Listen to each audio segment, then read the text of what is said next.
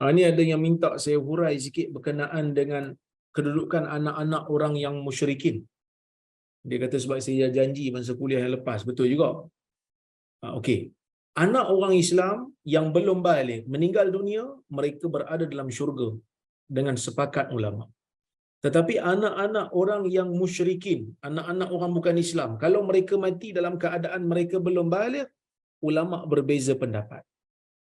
Ulama berbeza pendapat. Okey, ada beberapa pandangan.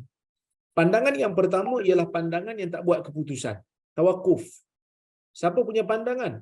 Pandangan ni adalah pandangan Hammad bin Zaid, Hammad bin Salamah, Ibnul Mubarak, Ishaq bin Rahuyah. Dan pandangan ini juga dinukilkan oleh Al-Baihaqi dalam kitab dia Al-I'tiqad daripada Imam Syafi'i rahimahullah. Apa? Ibn Abdul Bar juga mengatakan ini juga ada dinukilkan daripada Imam Malik. Yang mana Imam Malik mengatakan dalam satu kata-kata yang dinukil daripada Allahu a'lam bima kanu amilin. Allah lebih mengetahui apa yang mereka lakukan. Itu pandangan yang pertama. Tak buat keputusan. Pandangan yang kedua, annahum finnar ma'a abaihim. Ada pandangan yang kedua kata mereka dalam neraka bersama ayah mereka. Sedangkan mereka ni mati belum balik. Pandangan ni adalah pandangan sebahagian daripada Khawarij. Pandangan ni adalah pandangan yang tak tepat lah. Pandangan yang tak tepat. Okey. Pandangan yang ketiga mengatakan mereka dalam syurga. Pandangan ni adalah pandangan kebanyakan ulama. Yang mana pandangan ni bersandarkan kepada riwayat daripada Nabi sallallahu alaihi wasallam, yang mana Nabi sallallahu alaihi wasallam pada satu ketika ada bertanya sahabat, siapa yang ada lihat mimpi? Siapa yang ada melihat mimpi? Lepas tu Nabi menceritakan mimpi dia sendiri. Yang mana Nabi SAW dalam mimpi tu melihat seorang lelaki yang tinggi. Yang mana aku tak dapat tengok kepalanya kerana tinggi sangat. Jadi ada di sisi lelaki tu banyak anak-anak. Yang mana anak-anak yang berada di sisi lelaki tu ialah anak-anak kecil yang mati di atas fitrah. Ya. Dan dalam riwayat tersebut disebutkan, adakah anak musyrikin juga? Ya, anak musyrikin. Nabi kata yang yang meninggal sebelum mereka balik. Begitu juga dalam hadis Nabi SAW menyebutkan setiap anak kecil, kullu mauludin yuladu 'alal fitrah. Setiap anak-anak kecil ni lahir di atas fitrah. Jadi bila dia orang belum balik, tak ada dosa. Jadi masuk syurga lah. Itu pandangan yang ketiga. Ramai ulama yang pegang pada pendapat ni.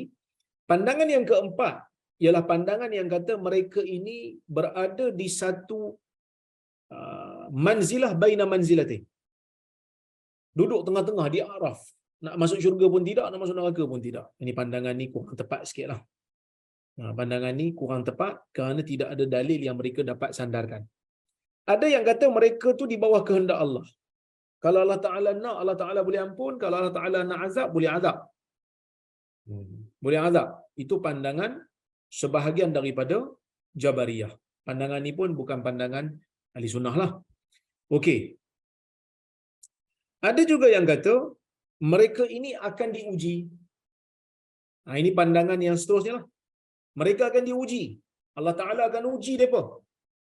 Bagi mereka ni satu arahan, kalau mereka lepas ujian tu, mereka akan masuk syurga. Kalau tak, mereka akan masuk neraka.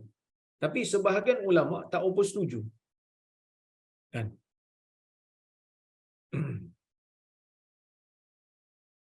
Kenapa? Kerana mereka menganggap akhirat bukan tempat untuk ujian lagi dah. Akhirat bukan tempat untuk ujian. Jadi ada yang tolaklah pandangan ni, tapi dijawab pula oleh orang yang berpegang dengan pendapat ni, ujian ni sebelum masuk syurga, sebelum masuk neraka boleh. Dah ada masuk syurga baru neraka, baru tak ada ujian.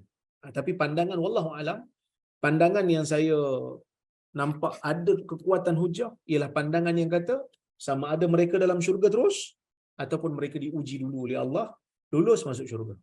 Tapi Allah Ta'ala Maha Pengampun, Allah Ta'ala Maha Pemurah.